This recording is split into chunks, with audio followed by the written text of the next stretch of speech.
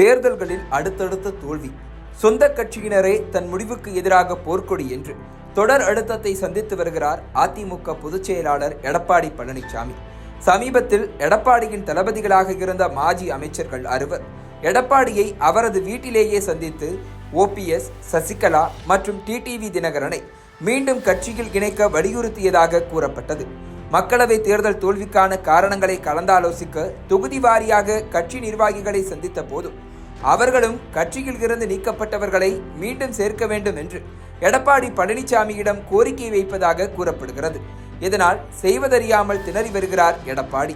போதாக்குறைக்கு அம்மா வழியில் மக்கள் பயணம் என்று அதிமுகவை ஒருங்கிணைக்க தனது சுற்றுப்பயணத்தை தென்காசி மாவட்டத்தில் இருந்து தொடங்கி இருக்கிறார் சசிகலா.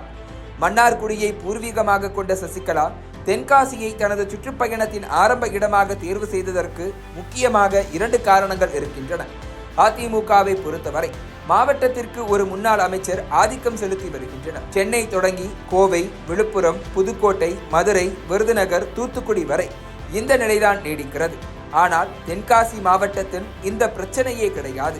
இதனால்தான் நடந்து முடிந்த மக்களவை தேர்தலில் கூட தென்காசி, கடையநல்லூர், ஆலங்குளம் சட்டமன்ற தொகுதிகளுக்குட்பட்ட இடங்களில் பலத்த அடி வாங்கியது அதிமுக.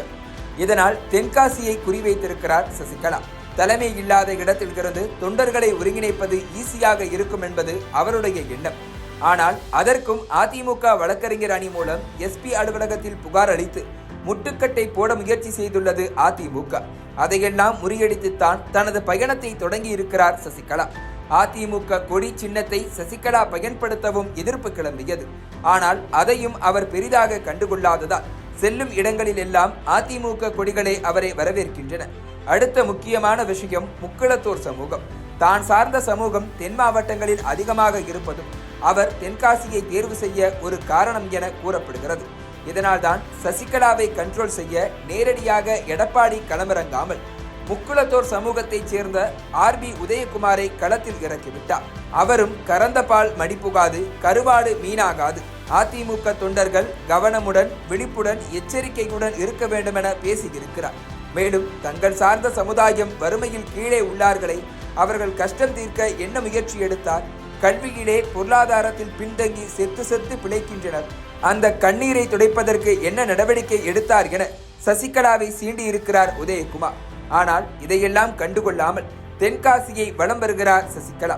அவரது இந்த பயணம் அதிமுகவை ஒன்றிணைக்குமா என்பதை பொறுத்திருந்து பார்க்கலாம்.